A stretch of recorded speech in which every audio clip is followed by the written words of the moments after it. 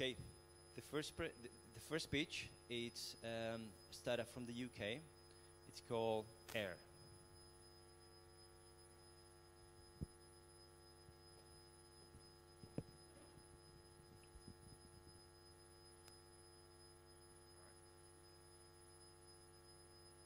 Hi everybody, my name is Aneesh. I'm one of the co-founders of Aire.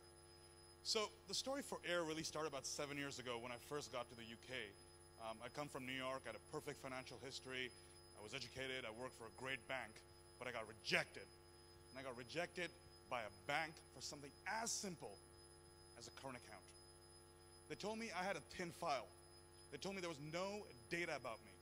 And the problem started really from the fact that there's a vicious credit loop that exists.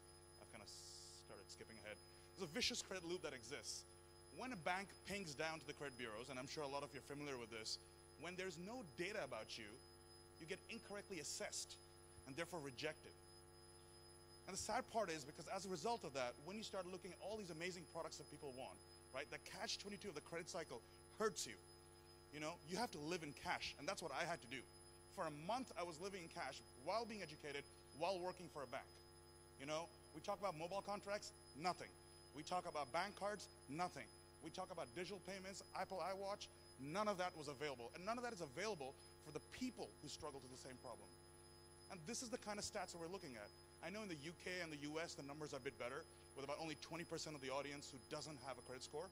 But as you start looking at emerging markets, and sadly even right here in Spain, nearly 84% of the adult population has no formal credit score. And that's the kind of opportunity we want to solve, because essentially people who are financially excluded are struggling. That's 2.2 billion people out there that we want to help. And guess what? And this is the most amazing stat that we've always been researching on. Nearly 46% of these people are amazing at credit. If you give them a credit loan, they will be prime or super prime. So we're not lending to bad people. We're just lending to people who can handle credit responsibly. And that's the access that is the incorrectly classified people need to have. We predict, and this is something that we've been internally working on, that if we allow these 2.2 billion people into the consumer credit market, banks and lenders, of which I'm sure there's many in the audience, would really love to see a 12% increase in the consumer credit market. And those are the kind of opportunities we're trying to chase. Well, we've built a great team so far. I ran a startup previously, which we exited in 2013. We're doing consumer behavior prediction, part of which has made its way into our algorithm here. My co-founders have come from a great, deep experience and a lot of great things. But guess what? Oops, slides don't seem to kick in here. Anyway, I'm going to skip past what we were doing, but I will come back to that in a bit. What we've been doing is looking at exactly how is it the data that we can access will give us the best result. And we realize it's the consumer.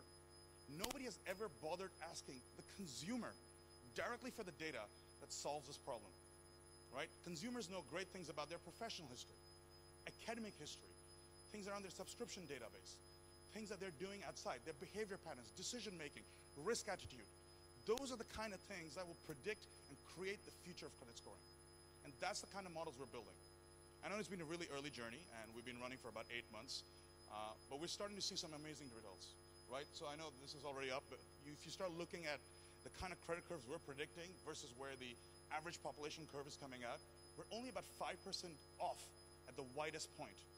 That's amazing for a team of about 6 people sitting in shared offices in London. Imagine what happens when we do something better with a lot more funding and a lot more people. It's been a great journey for us.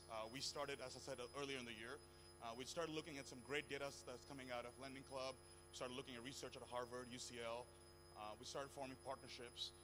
In June, we got nominated to be part of the Techstars cohort in London, which has been a great part of our journey, which also allowed us access to Barclays. We started working with Barclays to get some data.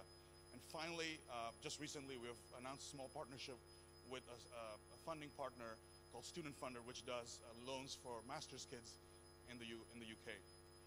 And ultimately, we're aiming to get to a trial with a telecom partner.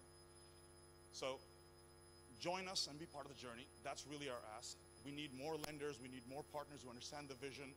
Ultimately, our aim is to go out and help people who don't have access to credit to get the access, to get them over the hurdle. And we feel that we could really make a difference in the world.